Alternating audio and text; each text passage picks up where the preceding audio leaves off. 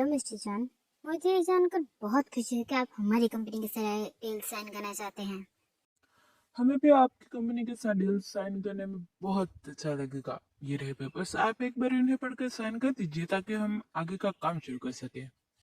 पढ़ने की क्या जरूरत है, हमें आप पर पूरा भरोसा है। आप ऐसे ही नंबर 1 बिजनेसमैन थोड़ी ना बने हैं मिस्टर जॉन। तो इसी तरह बोगम बिना पढ़े पेपर्स पे साइन कर देता है क्योंकि वो जॉन कंपनी के साथ डील करने के लिए बहुत ही ज्यादा एक्साइटेड था।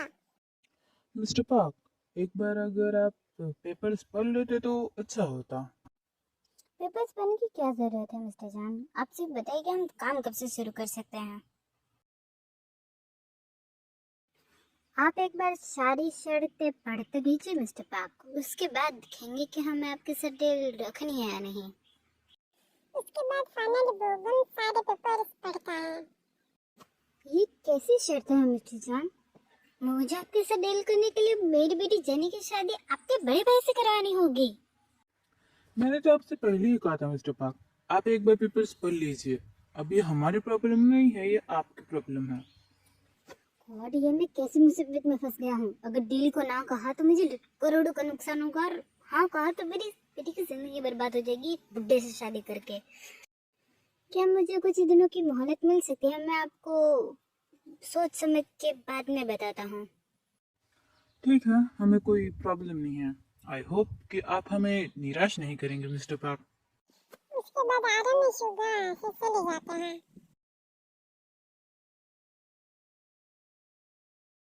हाँ, मुझे नहीं लगा था कि तुम इतने ज्यादा बेवकूफ होगे। एक बार पेपर्स पढ़ लेते तो तुम्हारा क्या हो जाता।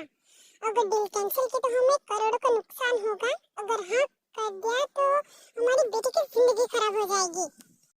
अब जो होना था वो तो हो गया, लेकिन सोचो कि अब हम क्या करें। और तुम्हारे जैसे गधे से तो कुछ होगा नहीं, इसलिए मुझे कुछ सोचना होगा। क्या अगर हम देखो जेनी बनाकर उन्हें दिखा दे तो उन्हें थोड़ी ना पता है कि जेनी कौन है। हाँ मैम, ऐसा ही करता। मुझे किसी बुड्ढे बुड्ढे से शादी नहीं करनी। मेरी बेटी को तुम्हारे 2 टके की डील के लिए बेचने की कोशिश भी मत करना, वरना मैं तुम दोनों को नहीं छोड़ूंगी। तू कुछ भी नहीं कर सकती है बुढ़िया। वैसे भी हम हमारी करोड़ की डील ऐसे ही नहीं जाने दे सकते। सोते रहा, हम ते को जेनी बनाकर उस बुढ़े से शादी करवा देंगे, और जैसे ही उसके 21 साल पूरे होंगे हम उसे प्रॉपर्टी पे पेपर्स पे साइन करवा लेंगे। सब कुछ जैसा चाहिए वैसा ही जा रहा है ना। उन्हें जरा भी भनक नहीं लगनी चाहिए कि ये सब कुछ हमारा प्लान है। डोंट वरी जिनो, उस बोगम को तो जरा भी पता नहीं कि ये सिर्फ एक प्लान है। अरे मॉम, उसने तो उछल उछल के अपने ही पैरों पे कुल्हाड़ी मार ली। उसने बिना पढ़े पेपर्स पे साइन कर दिया। अरे वाह, तब तो उसने हमारा काम और भी आसान कर दिया। अब तब तक तो उन्होंने शायद तय भी कर लिया होगा कि उन्हें क्या करना है। क्या बातें चल रही हैं मैम? किस प्लान के बारे में आप बात कर रहे हैं? क्या तय हो गया? अरे ये सब क्या है? मैं कल से देख रही हूँ ये सब। अरे इन भागा दौड़ी के चक्कर में हमने जिमिन को तो कुछ बताया नहीं, उसे तो कुछ पता भी नहीं है कि हम सब लोग क्या प्लानिंग कर रहे हैं। उसके बाद जिमिन को सारा सब कुछ बता कि क्या हुआ, क्या होने वाला है और क्या प्लानिंग चल रही है। मैं भी आप सबका साथ दूंगी मैम। मैं ऐसे ही चुप नहीं बैठ सकती जबकि मेरी बेस्ट फ्रेंड इतनी ज्यादा तकलीफ में है। तो आप सब लोगों की प्लानिंग कैसे जा रही है? सब कुछ ठीक तो जा रहा है ना?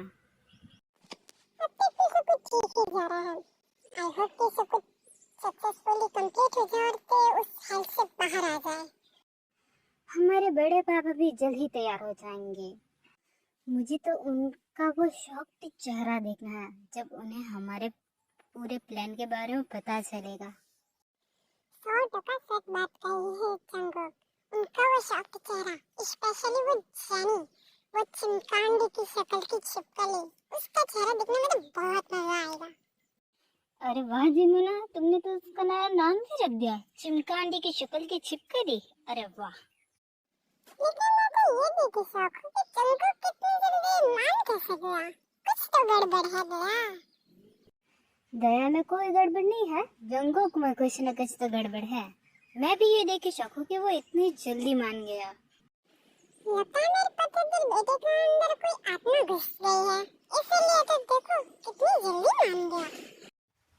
ये तो सच बात है। लगता है किसी ने इसके पत्थर दिल पर ढीले चलाकर कब्जा कर लिया है। आप सब लोगों से तो बात करना ही बेकार है। मैं जा रहा हूँ। आप सब लोग कुछ न कुछ गलत मतलब निकालते हो।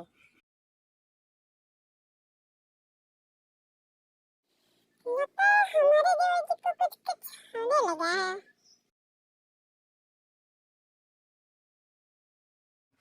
जीनू, जीनू, जल्दी बाहर आओ, एक खुशखबरी है।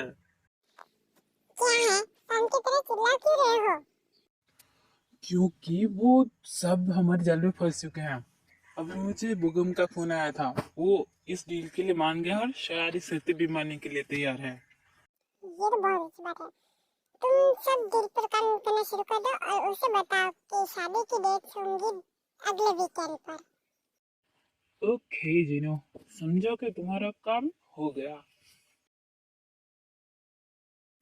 आयो, मुझे अभी मिस्टर जन का वापस से कॉल आया था कि शादी की डेट दूसरे वीकेंड पर है। अच्छी बात है। ये मुसीबत जितनी जल्दी है उतना अच्छा है। ते कोने से सब कुछ सुन रही थी। आखिरकार क्यों भगवान, हर बार तुम मेरे साथ ही ऐसा क्यों करते हो? पहले इन्होंने मुझे इतना परेशान किया, अब पता नहीं ये लोग मेरी शादी कहाँ करवा रहे हैं। तो बेटा तुम हिम्मत मत हारो, भगवान सब कुछ ठीक कर देगा। शायद ये भगवान का ही कोई इशारा हो कि तुम इस जेल से आजाद हो पाओगे। जो कुछ भी होना होगा वो होकर ही रहेगा कान्ना। अब तो मेरे भगवान पर इससे भरोसा ही उठ गया है। इतनी जल्दी हिम्मत मत हारो बेटा, अभी भी तुम्हारे पास काफी टाइम है। ओह हाय बे, आई होप कि तुम्हें तुम्हारी शादी के बारे में पता चल ही गया होगा। ते बिना कुछ कहे ही वहाँ से चली जाती है। आहा, लगता है बेचारे का दिल टूट गया कि उसका पति एक बुड्ढा होने वाला है। इतनी जल्दी खुशियाँ मनाने की जरूरत नहीं है जनी, ये तो पता चल ही जाएगा कि किसका दिल टूटने वाला है।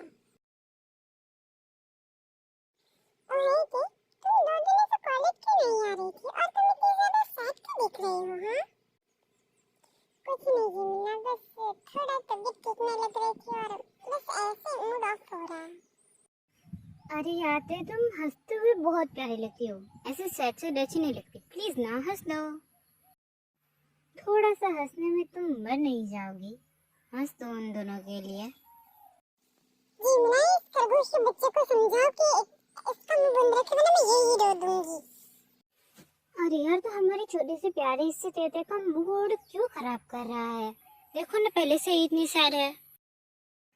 अच्छा भाई ठीक है, लेकिन इसकी जरूरत कैसे है मुझे खरगोश का बच्चा बोलने की? मैं कोई खरगोश का बच्चा नहीं हूँ। तुम हो खरगोश के बच्चे, पहले तो तुमने मेरा इतना ज्यादा मूड खराब कर दिया है, इसलिए मैं तुम्हें खरगोश का बच्चा ही अच्छा बुलाऊंगी।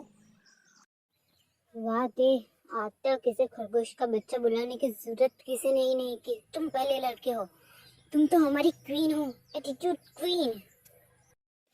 तो बस आज के लिए वीडियो इतना ही। आप लोग मुझे कमेंट करके जरूर बताना कि ये वॉइस कैसे और मुझे किसके लिए कैसे वॉइस यूज करनी चाहिए।